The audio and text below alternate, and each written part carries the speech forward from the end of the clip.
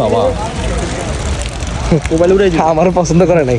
আসসালামু আলাইকুম, আশা করি সবাই ভালো আছেন। যেহেতু কোরবানির সময় চলে এসেছে আর মাত্র কয়েকটা দিন বাকি আছে, গরুর হাটগুলো জমা শুরু করেছে। এরই মাঝে আজকে একটু সময় করে গিয়েছিলাম রাত্রেবেলা গরুর হাটে ঘুরতে, যে কি অবস্থা, গরুর পরিস্থিতি কি এবং হাটে কি পরিমাণ গরু ঢুকছে। আর পরিবেশ যেহেতু অনেক সুন্দর, দেখতে পাচ্ছেন যে বৃষ্টি হচ্ছে গুড়ি গুড়ি। আর এরই মাঝে চলে আসলাম গরু দেখতে। প্রথমেই দেখতে পাচ্ছি একটি বড় গরু। সাধারণত মানুষের কিন্তু চাহিদায় মাঝারি সাইজের গরুর প্রতি বেশি। যারা একা কোরবানি দিচ্ছে বা দুইজন মিলে ভাগে কোরবানি দিচ্ছে, তাদের জন্য কিন্তু আসি হচ্ছে সাভার আসলে রেডিও কলোনি গরুরহাটে।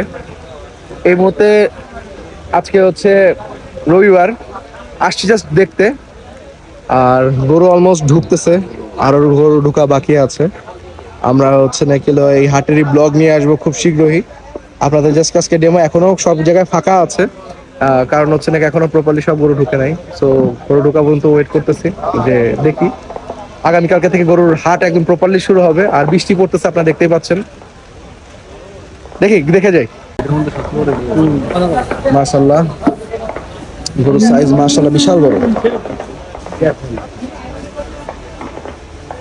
বিশাল বড় গরু। মানে এখান থেকে এই পর্যন্ত যাওয়া ক্যামেরায় পুরোটা রেঞ্জ দিচ্ছে না।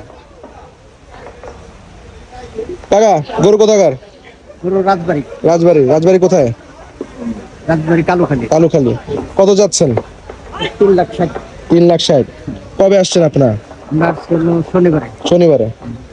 আশা কিরকম, যে হচ্ছে আপনারা কিরকম দাম পাবেন? তো এখন আইছিলাম একটু বাজারের হিসেবে, তো আসা। দেখ, আল্লাহ তাআলা যেন আপনার মনের মতো দাম যেন পোষায় দেয়, সেই দোয়া করে দিই ইনশাল্লাহ। কি বাবা, গরম হয়ে গেছে? হ্যাঁ মাশাআল্লাহ, এটাও আর একটি বড় গরু। পাগলা গরু। ওরে বাবা, মোবাইল উড়াই দিই। আমারও পছন্দ করে নাই জায়গা। মোবাইল উড়াই দেবো কিন্তু একবারে।